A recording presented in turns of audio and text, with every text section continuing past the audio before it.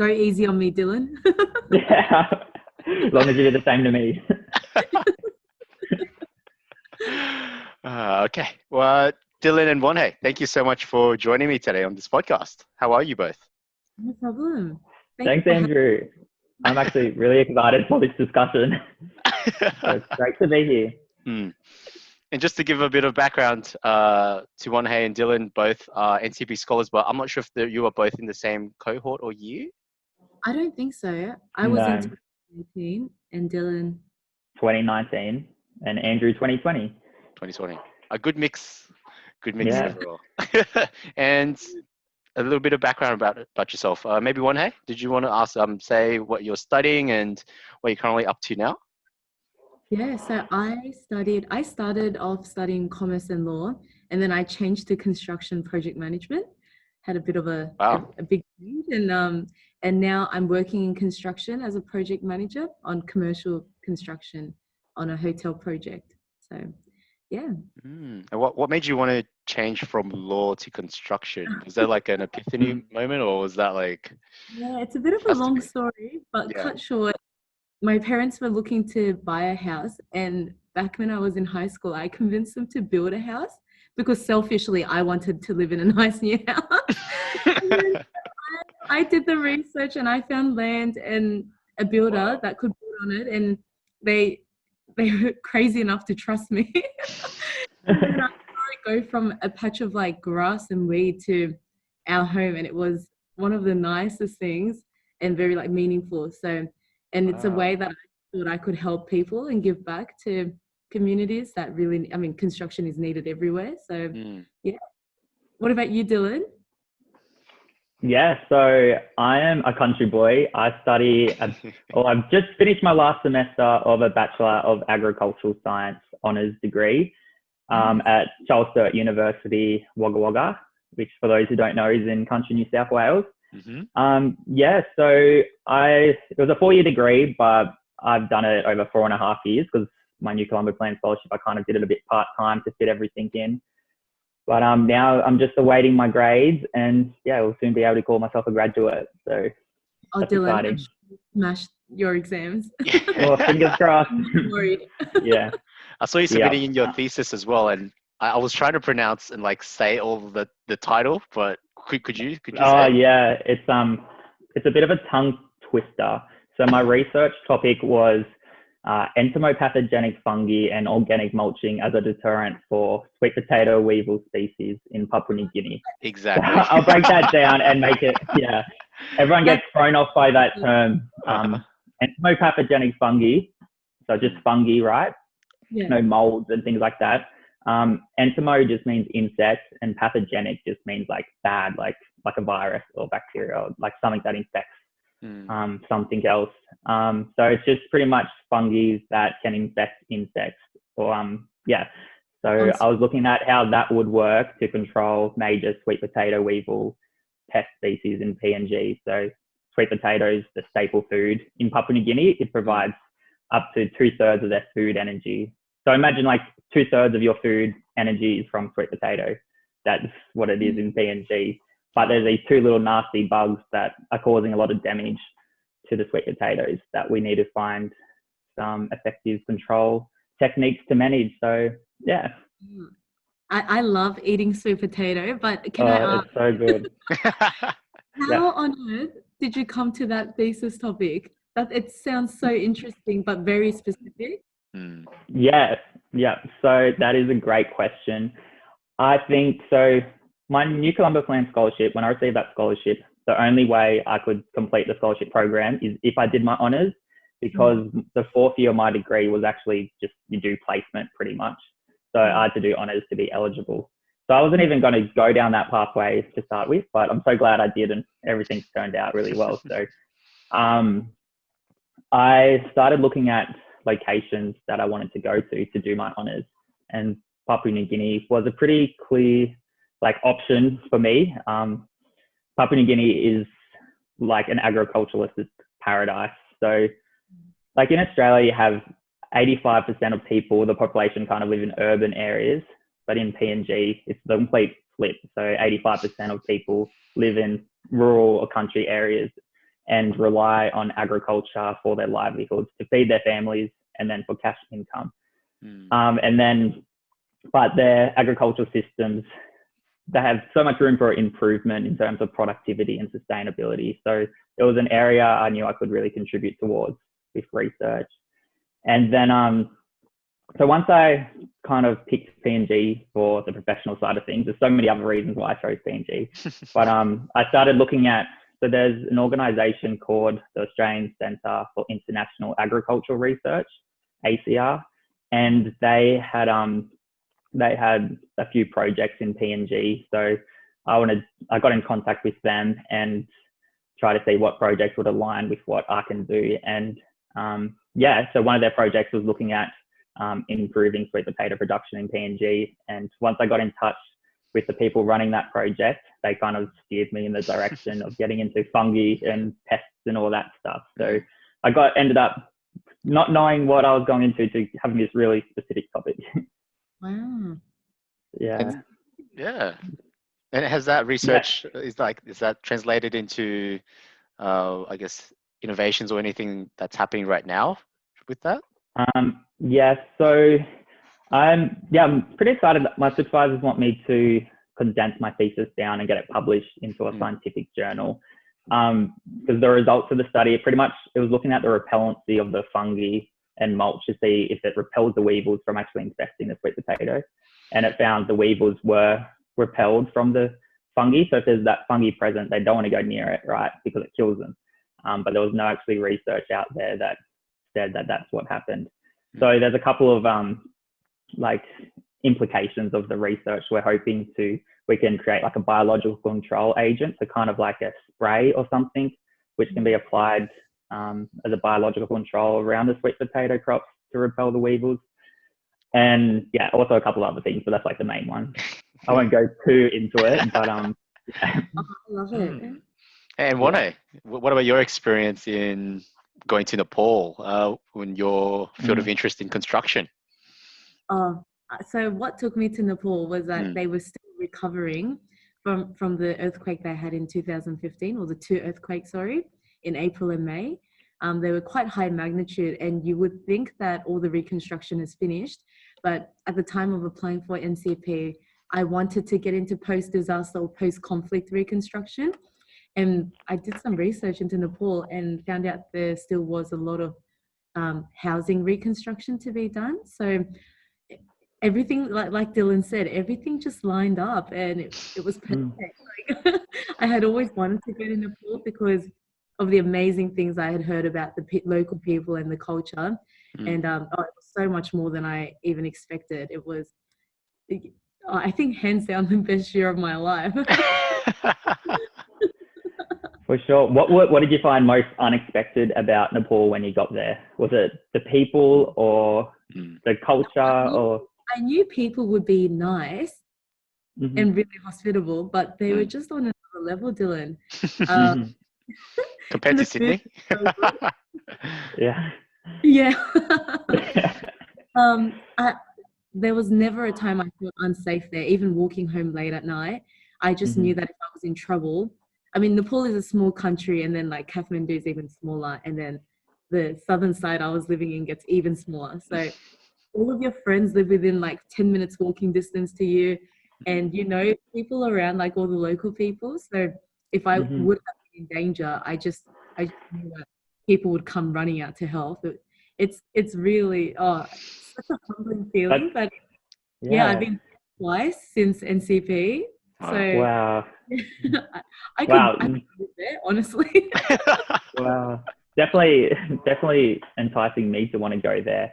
And you're obviously not a beach goer, right? Too much like Sydney, you're right on the beach there, but Nepal is landlocked. Exactly. Right? So, did you feel? Yeah, you didn't feel the need to see an ocean or anything like that? I did. I did. But during my NCP program, I did move around quite a bit, so I wasn't in Nepal for an extended period of time. It was about 6 months. I did miss the water, but then the Himalayas is stunning. Just it makes up for it. Like wow. I can go without water for a bit. It's fine. Yeah, I think that was the same with me. I found the people were what I found unexpected the most. I knew I was going into like a Melanesian country, and I'd heard such great things about how it's really a collective culture and everyone looks out for each other and things like that. But once I was there, it was like nothing I'd really experienced before here in Australia. People would just welcome you into their homes and pushing food on you, eat this, and wanting you to learn their language and experience life like them, and also learn from you and want to hear about your experience. So I think, yeah, I can definitely relate. The people really made it such a big experience for me. So what did you do? How did you spend the time there, Dylan? Yeah. So I spent 6 months in Papua New Guinea in total, and then 3 months, just under 3 months in Solomon Islands.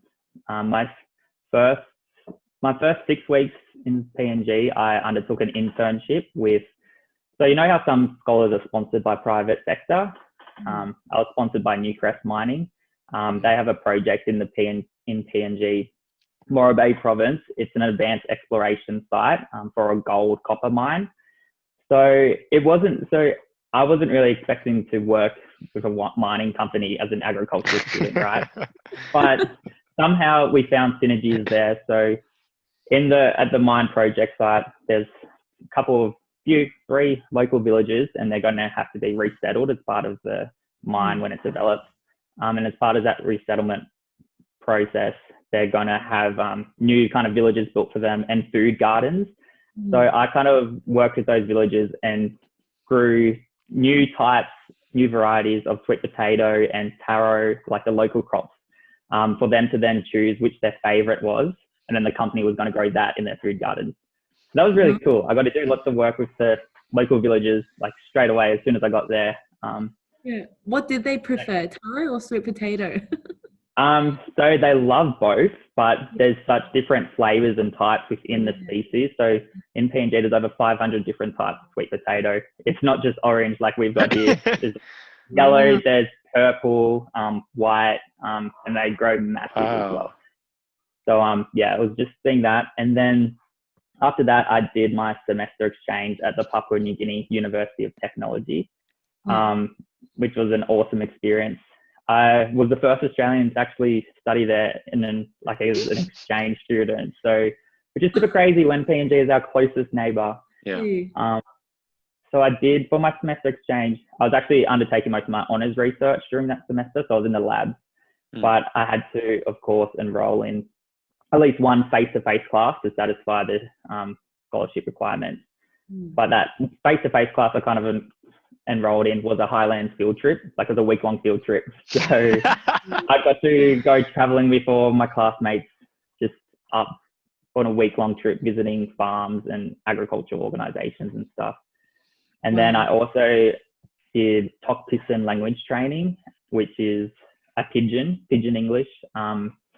So in PNG, there's over 800 languages, right? But that's I think it is the most linguistically diverse country on earth currently.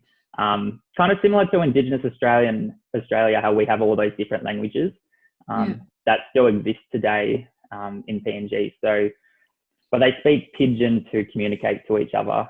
And I tried to learn that language. I improved by the end. I'm still learning it a bit more now. And then after PNG, I came back to Australia for a couple months and lined up an internship with the Australian High Commission for the Department of Foreign Affairs at the Australian High Commission in Solomon Islands. Which was another great experience in itself. It was just so great to gain some insight to what happens in a DFAT post in another country. And Won-Hae, yes. Did you want to lay out your trip as well, or your program? What did you get up to specifically? Yes, in a nutshell, in Nepal, I finished my last semester of construction project management there at a local university, Nepal Engineering College. And then I did 2 internships there. One was with the UN, the United Nations Office for Project Services. So they do a lot of the reconstruction work.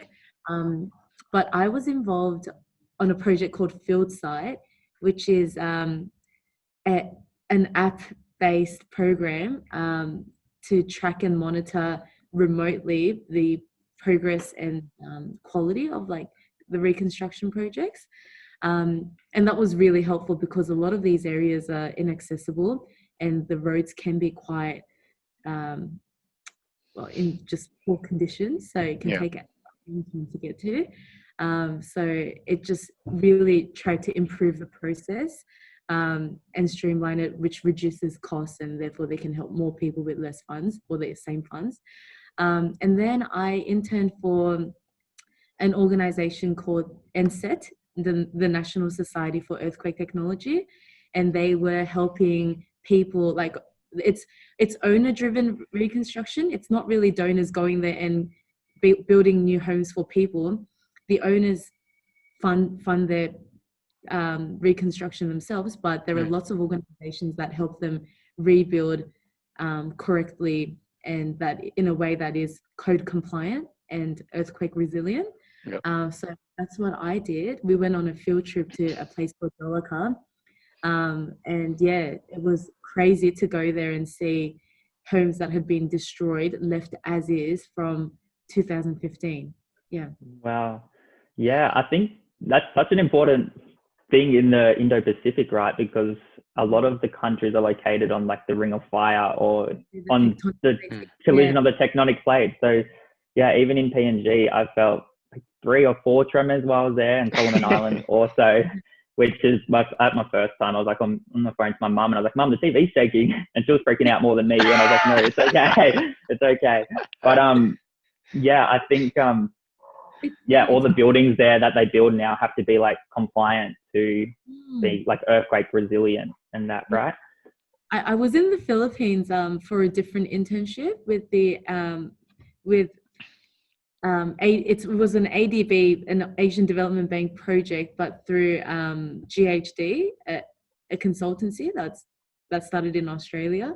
They were advising them on social safeguards on the railway project that they were building. But while I was working on that project, I was walking home and talking to the director, just chatting, and there was an earthquake that was quite high magnitude, and I didn't even notice because I was too busy talking. But anyone in the building, like above 3/4 stories, then they really felt things move and shake. My friend was walking alongside me and he tripped, but I thought, oh, he's maybe just being clumsy. Everyone was tripping around you. Yeah. It's kind of that thing, right? When you feel it, it's just kind of like, am I imagining things or what's going on? But then you kind of, And then I was wondering, why are so many people just standing outside doing nothing? Hundreds, thousands. Wow. And I guess from both of your experiences, what would be like what was the most memorable moment that you just think about like over and over? And what was like, I guess the most unexpected thing that happened to you? Could be positive, could be negative, but yeah, up to you guys. Dylan? So I think definitely the thing that stuck with me most is how strong of connections I made throughout my NCP program. So yeah, before my program, I knew not one person in PNG or Solomon Islands, and I've come back with literally now my best friends are from there, kind of thing. Like you just make these, when you travel by yourself and put yourself outside of your comfort zones and that, I think that's when you make the strongest connections and that endure. And yeah, I didn't just really expect to create those enduring connections, which I did. So that's something that I always think about, and I'm still every day I'm talking to friends that I made while over there on program. So that's one thing I think. And then another thing that really took me was just the like scenery and natural beauty of both locations I went to. So PNG has literally pristine coral reefs and stuff, which you don't really know if you don't research it until you get there. And then they also have the highest mountain in Oceania, Mount Willem, which is about 4,500 meters, and it can actually get snow on it. So it's like one of the closest places to the equator in the world that can actually get snow. And you don't think about that when you think of Papua New Guinea, because it's all tropical. But when I went on my trip up to the highlands, I was literally like wearing hoodies and stuff. It was so cold.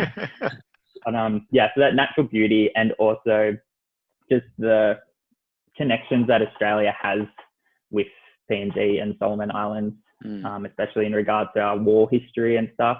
I don't really know, like history isn't my strong point, but while I was there, it encouraged me to read up more and research the history. And when I was actually like at sites, like in Solomon Islands, I'd be going like snorkeling over a sunken ship from the war, and there'd be all like coral growing on it. It's like an artificial reef now, but it's like so real when you see that. And when you it gives you a great appreciation into the history and the connection Australia has with some of these other countries. That's amazing. Wow. And made me really I know about Papua New Guinea. I think that's what is made me so interested, right, too, because I'm so curious, and I think a lot of people are, and you just don't hear much, especially since PNG is our closest neighbour. So PNG is actually closer to mainland Australia than Tasmania is. But we don't do. And it was actually kind of an Australian territory at one point up until 1975, where it then got independence. Wow. Do you see any Australian influence or Australian like things that remind you of Australia? So there's just this there's this little town that I went traveling through. One of my colleagues from my internship took me through, and it was actually kind of established when Australia had more kind of influence there back before they got independent. And it literally had houses that they were called it was like a Queensland town. It had like the Queenslander houses, and it really reminded me of home. And then, I think people from PNG know a lot about Australia. Like they love state of origin. I went right in when it was state of origin. And the first thing they'd ask if they're like, where I'm from, I would say New South Wales, and like, oh, Blues, you Blue supporter. And I'm like, that's what they know. So they're very heavily influenced by Australia, just the people they know a lot about us. And I think it's important that we get to know more about them. Absolutely. Amazing. What about you, Won-Hae? What stuck out for you the most, or what was a highlight? I think similar to you, Dylan, it was definitely the people. I didn't expect to meet some of my closest friends now, like, in Nepal. And I still keep in touch with them, and I have gone back for their weddings, or because I really miss them. I was, it felt like I'd gone through a really bad breakup times by 100 when I left Nepal. Like I was more upset leaving Nepal than my actual breakup that I had a few years ago. Because you're not just leaving one person, you leave so many ties and friends. And do you have kind of like, I don't know, like some level of, I don't know, anxiety is the right word, but just like, it's kind of like not the best feeling knowing that right now you can't go back there if you wanted to because of all the COVID restrictions. It's like, we're stuck in Australia. I always long to go back. I go buy a plot of land like overlooking the Himalayas and just build myself. I'm not even joking. That'd be awesome. I'll be booking a flight there straight away if you do that. But another highlight for me was there were so many times I had to pinch myself and wonder, like, is this actually happening? And like, how lucky did I get to experience a whole range of incredible learning experiences, professionally and personally. But like the people NCP would give you exposure to meeting and speaking with, they wouldn't be your typical people you'd run into in Sydney. Like I remember there was a book I had been really wanting to read. It's called The World of 3 Zeros: Zero Poverty, Zero Unemployment, and Zero Carbon Emissions. And it's written by, I think, Professor or Dr. Muhammad Yunus from, I think he's from Bangladesh. I hope I quoted that right. But And then I was at a function that was organized by ANSCAM in the Philippines. And then he walks in and like I don't even even sure who he was. And he gets up on stage and they're talking about book signings, and he held up the book, and there was a Nobel Peace laureate like in front of us talking, and it was the author of the book I've been wanting to. Whoa. Yeah, I was talking about Wow. microfinancing and development, and I was blown away. I'm like, Emma, are you serious?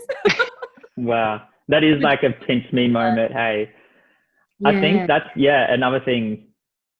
Just connecting with people that you wouldn't otherwise connect with if you weren't in an NCP program, like just other NCP scholars, right? Like us three talking right now, like you connect to just people who are so motivated to contribute to good, and people are so curious, and there's so much to learn from each other. And I think that's been another thing. Just like I love like the award ceremony where you just have all these people. I'm not sure if you remember, like whenever you'd have like a tea break or something, there'd be like all this good food there, but it's like you don't really want to eat because you want to talk to everyone, and there's just all this food sitting there. But everyone's just so inspiring. Did you have NCP scholars visit you in PNG, or did you visit any others in your program? Yeah. So when I was going to PNG, because the years leading up to when I was going, there was usually one scholar who would go there in a cohort, sometimes none. So I was like, it's probably just going to be me. But I remember walking into the pre-departure training and seeing the tables with all the locations, and there was one other person going to PNG. So I was super excited.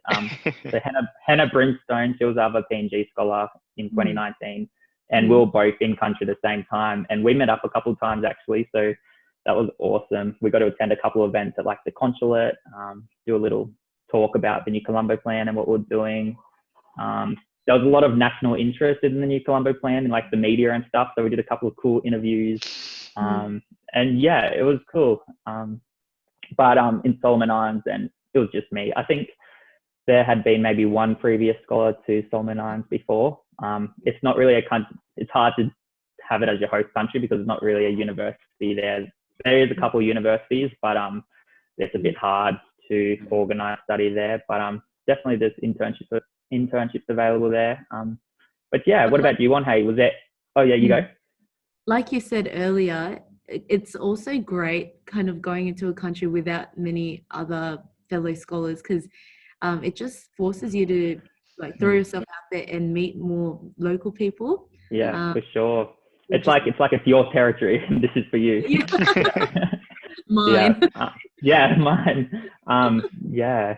And whether you could be like the tour guide if other NCPs come to visit you as well. Did that happen? Yeah. No? Or in reverse, like you would visit other NCP scholars? I was always like had grand plans with other NCP scholars to go travel and visit them while they're on program, but it never happened, which is a shame. But I think now, like who I'm friends with other scholars and stuff, they have such a good like knowledge of their host locations that if I was wanting to go there, I'd definitely look to them and ask them so many questions before I went and seek their advice. So I was quite lucky because quite a few friends, like NCP scholars and just normal friends outside NCP, visited me in Nepal. So that was really nice. But yeah, definitely, I saw NCP scholar friends like in some of the other countries I visited. And it's funny, like I would local people who somehow knew some of the NCP alumni who had been in that country before me, and it was just it's a small world. It is. It's a small world. What's another NCP host location you would want to go to that you haven't been to yet? I went to quite a few countries. So I did like Nepal. Yeah. What country haven't I been to? The Philippines, but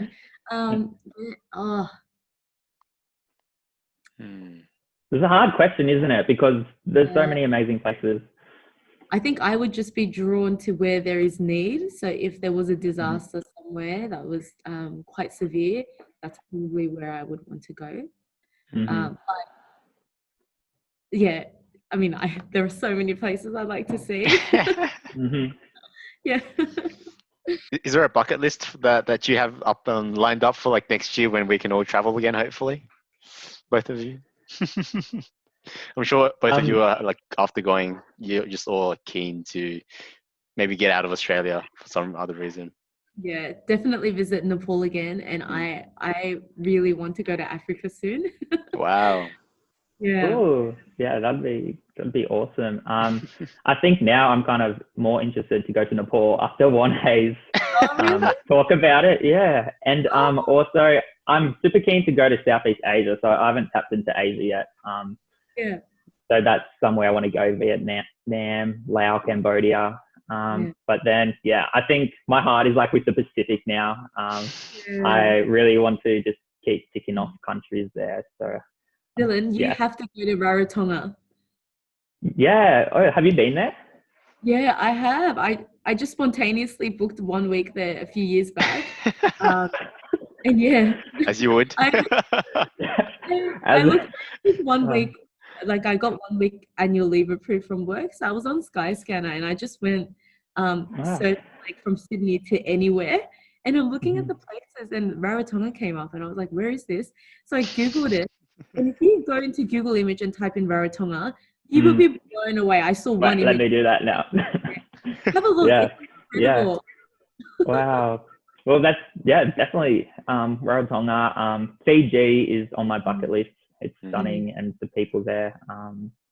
Yeah. What about you, Andrew? I guess you're still waiting to just go. Asked you a single question. Yeah. No, that's a good. We have good guests. They just keep the podcast going. You don't need me. Tell us about you, Andrew. Sorry, I don't know. Yeah, you've probably talked a lot about your program in your podcast, but tell us. Yeah, well, my plans have changed a little bit because of COVID. I am intending to change my program to go to Vietnam, because I was there in February this year, just before all the lockdowns were happening, and I've been there before with my family, because I am Vietnamese.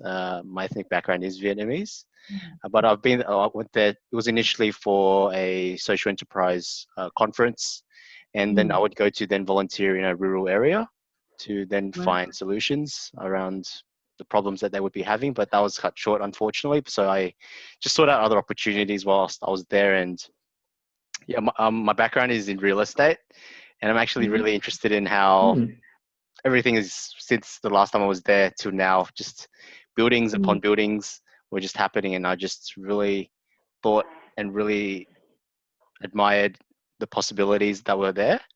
It just reminded me of when I was in China, where there was just so much happening. And I guess Vietnam is about 10, 15 years maybe behind in infrastructure. So I hope to ride that wave if I am lucky enough to go next year into that. What would be? Sorry? Oh, sorry. Sorry, what was that, Dylan? I was just fingers crossed for you, Andrew. I'll find a way to go. Yeah. Sorry, Won-Hae? What would be your end goal? Like, where would you like to ultimately end up if you know now? I'm really fascinated in the smart cities concept, smart cities ecosystem. Maybe Won-Hae knows because she's in the construction sector, but I guess just looking at the technology to connect cities and to make it more smart. I guess Sydney is, slowly getting there, but I've just seen so much possibility in that around the world.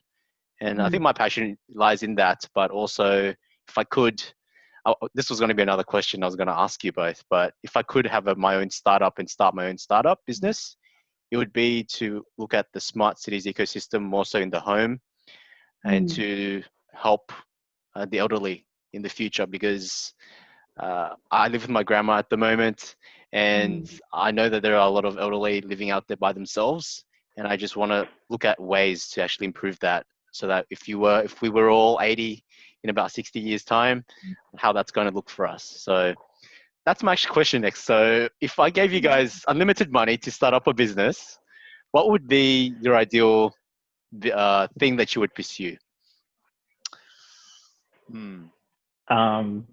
Okay. Well, Won-Hae, I'll let you have a think about that first, and I'll tell you.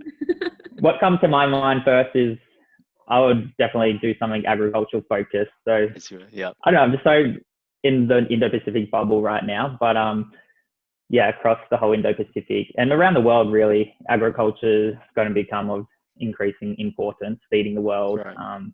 Most people throughout the Indo-Pacific and poor areas, like low income areas of the world, actually rely on agriculture. So it has huge potential to lift people out of poverty. So I would probably want to invest money into that. One thing is to there's so much information and research out there, new knowledge coming out all the time, but it doesn't mean it necessarily gets to the farmers or where it's needed. So kind of bridging that gap between like new latest knowledge and understanding coming out from research and getting that to the farmers so you can have the most impact from it. So yeah, that's kind of be the area I'd probably put my money. That's awesome, Dylan. What about you, Won-Hae? If Andrew Trinh gave me unlimited money to start whatever, I'm writing the check. Yeah.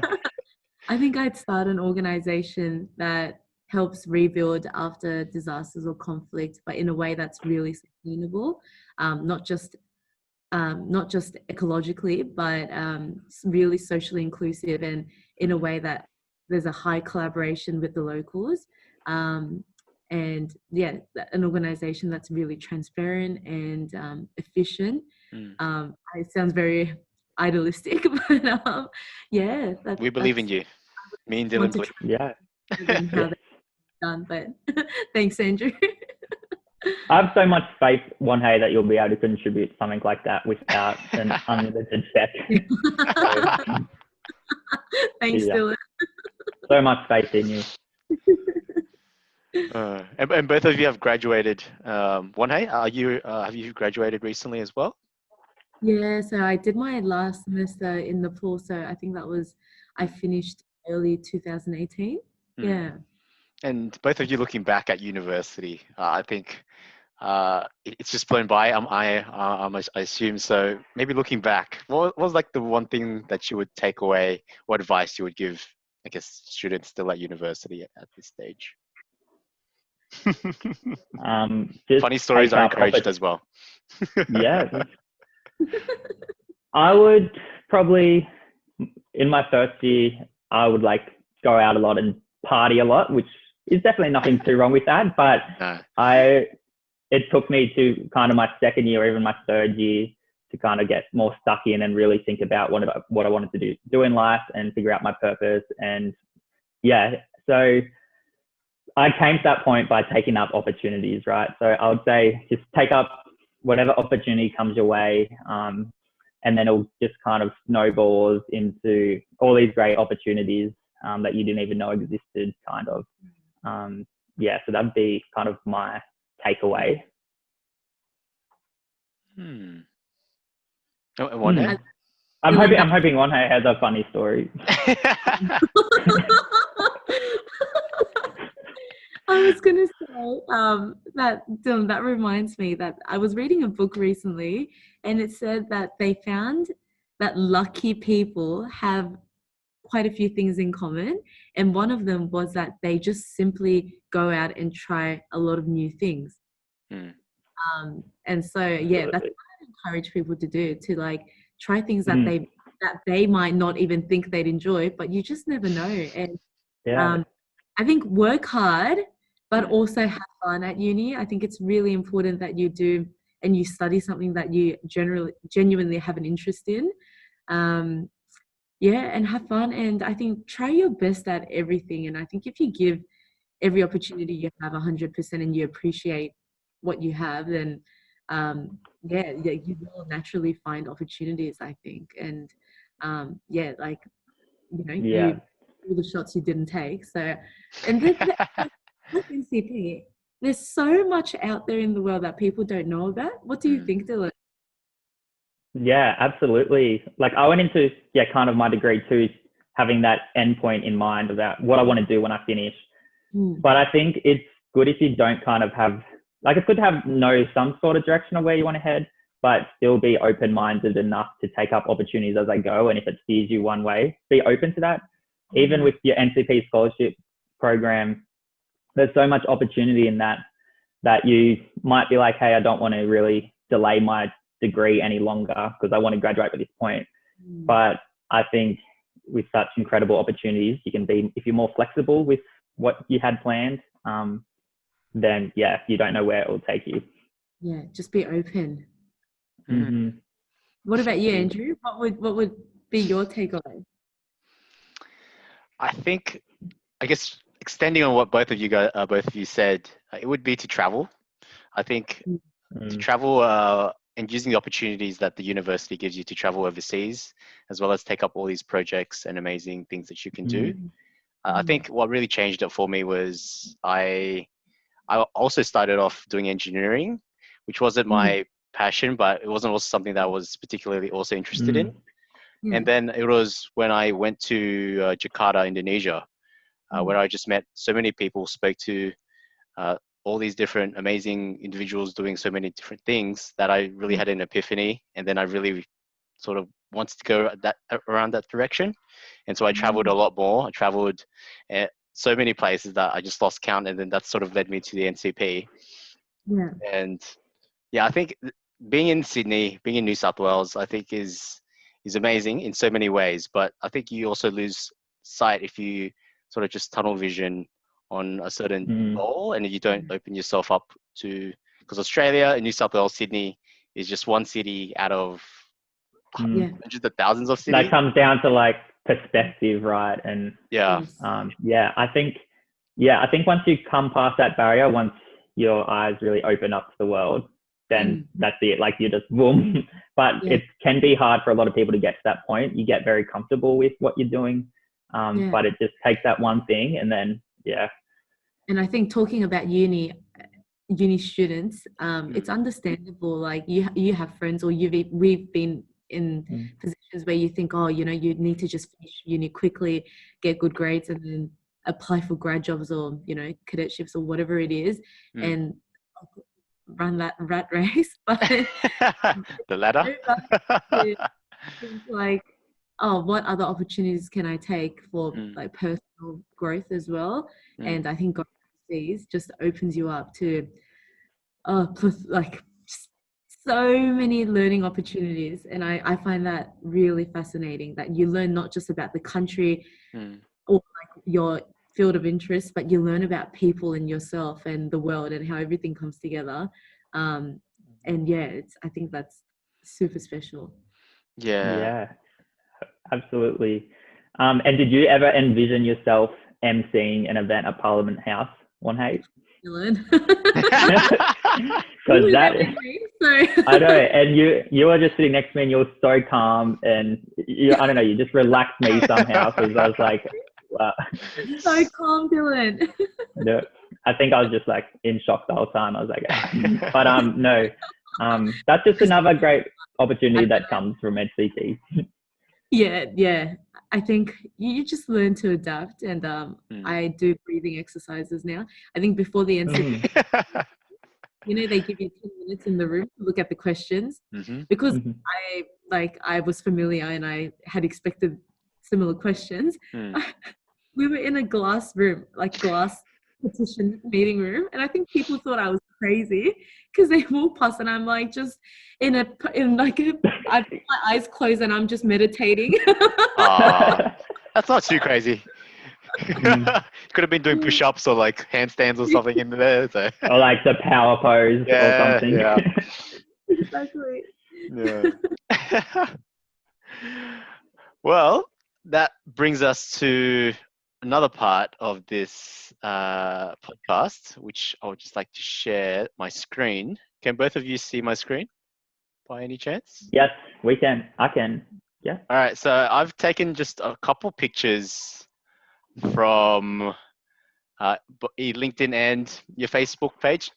They're I promise I didn't pick any embarrassing ones. So I just wanted you both to explain what was happening in the photo, or any memories or anything that wasn't apparent in that picture. So I think Dylan's first. He's on a billboard. Oh, wow. I thought you said this wasn't going to be embarrassing. I love this. Dylan, you look so handsome. I know. No. Yeah, I think they got a bit of Photoshop going there. No, I don't know. This model shot. Yeah. So This was actually a photo shoot, for Charles Sturt University's new branding. This occurred just before I went away on my NCT program. I got roped into it. In this picture, I can actually remember this picture quite vividly. I had to wake up pretty early because the photographers wanted me to get the sunrise, the good lighting. And I first posed with the photo with just a notepad. I just had a notepad and a pen, and I was like, okay, I think this should be good. But then they're like, no, this doesn't look innovative enough. So they went to the car and grabbed an iPad and gave me the iPad. It wasn't turned on, or like it was flat. So I just had to pretend I was like playing Candy Crush or something, which is what I was doing in that photo. With intense focus. Indeed. Yeah. So that was awesome. on a couple of billboards. Yeah. No, that's the only billboard on my list. Yeah, Dave. I think you're in the wrong career. I think you should be a model. No. Career change, maybe. Nah. I actually, when I came back from my NCT program, my mum was real excited. She was like, let's go get a photo of the billboard. And we got there and they had changed it. So, damn. No, it was good. I was just surprised no one gave me a moustache or something. That's so good. Next image is this one. Oh, yes. Okay, this picture, this is a great memory for me. So as I was talking at the start of the podcast, when I was working with the local villagers to kind of grow their taro and stuff, all these different varieties, this was just after we had replanted, planted heaps of the taro. It was kind of pouring rain all morning, so we were really drenched.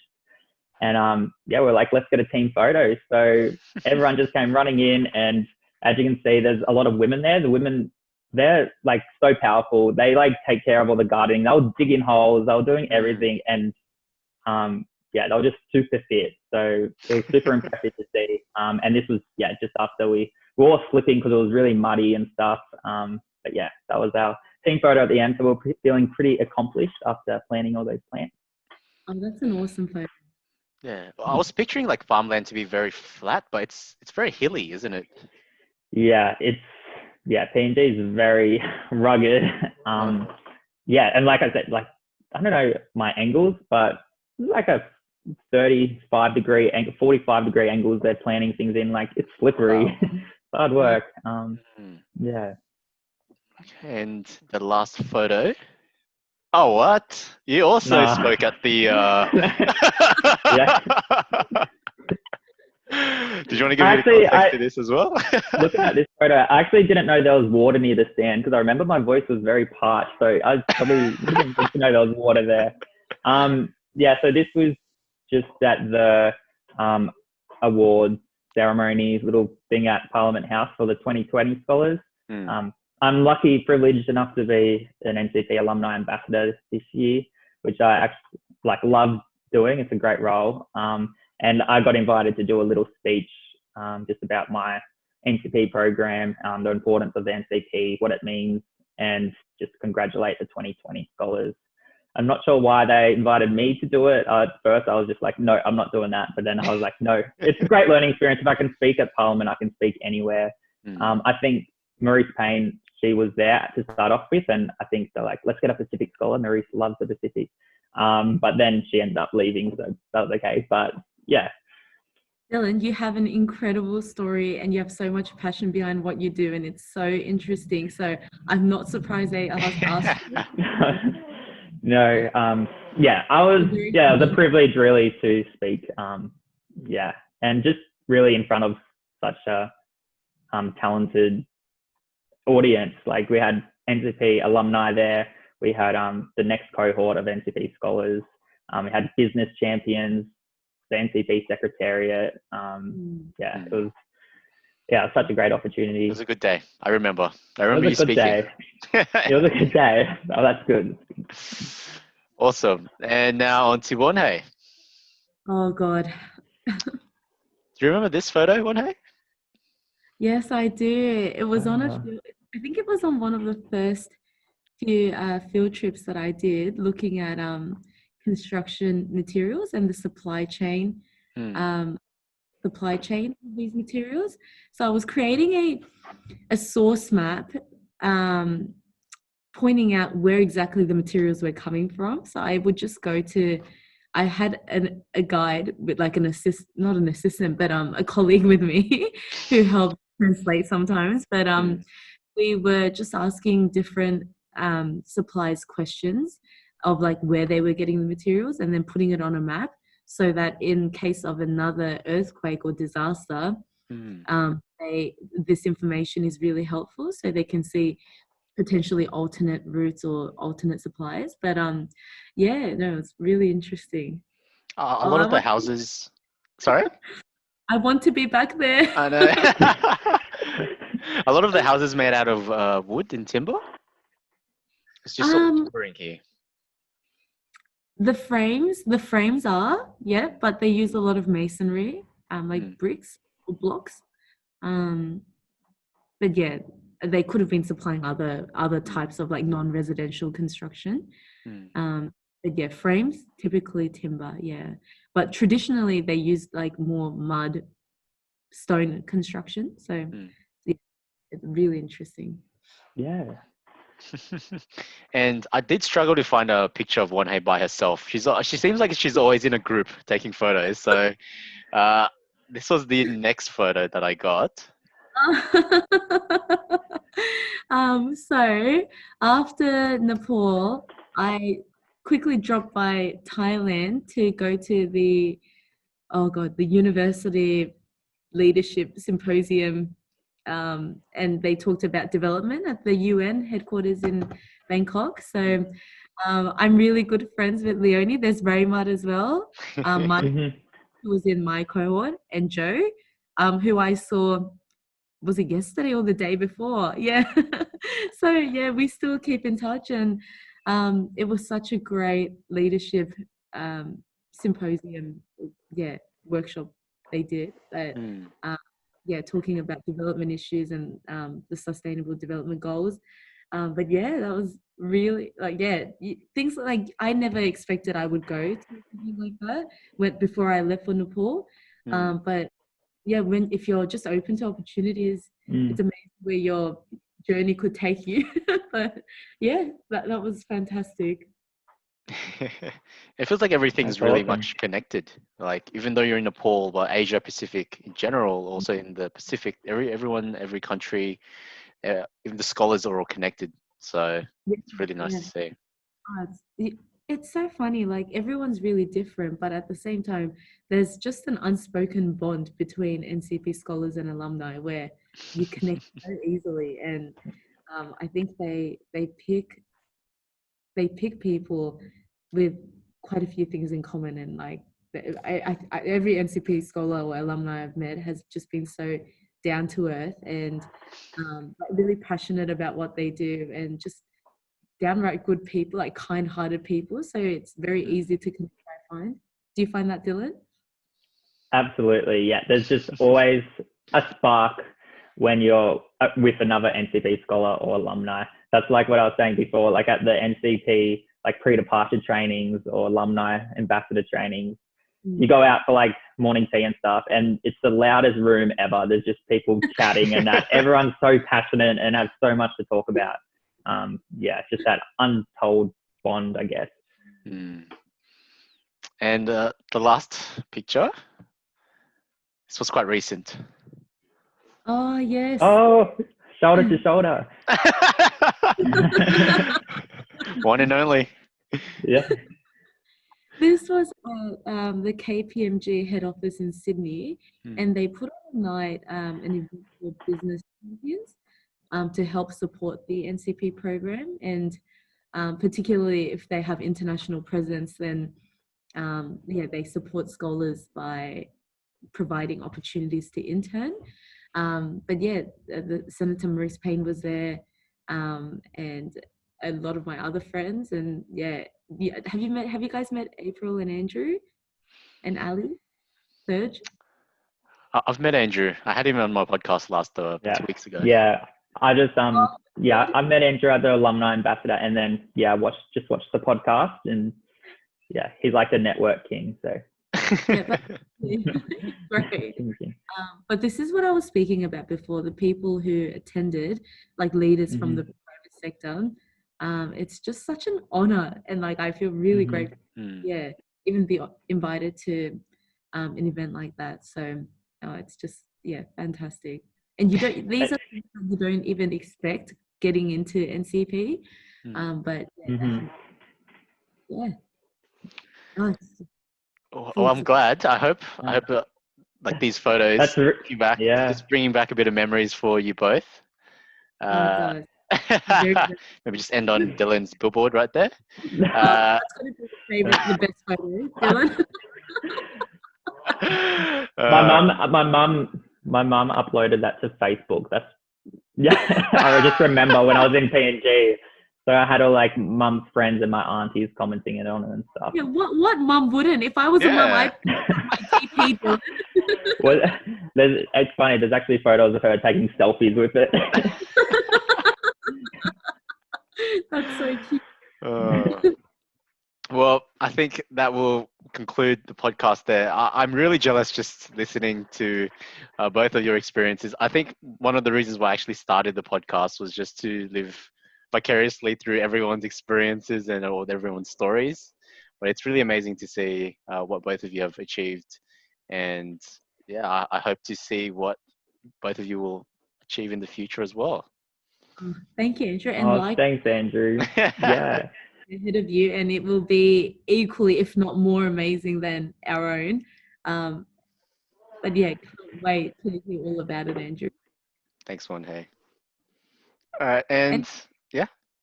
Sorry, how nice that you are taking the time to hear everyone's stories, and that to bring back such nice memories. I actually feel really good, and I'm sure Dylan feels the same. Yeah, just having this discussion. Yeah, it just because sometimes it is you don't always reflect back or discuss it with others. So it's just great to be able to share with you both and your audience. And yeah, like Won-Hae said, I'm super excited for your program and when you get out there, Andrew, and keen to follow along on your journey. Yeah, we'll have to go visit Andrew, Dylan. A good reason to travel. Sure. Yes. And then we'll interview you, Andrew. Yeah. We'll be, me and Won-Hae will host the podcast after, and we'll just bombard you with questions and photos. Deal. Deal. It's got to be in Vietnam too, both of you. Right? Yeah. All right. Well, thank you so much, and feel free to reach out to Won-Hae and Dylan as well. But if that, I'll end it there. Thanks. Thank you. Thank you, Andrew. Thank you, Dylan. Thank you.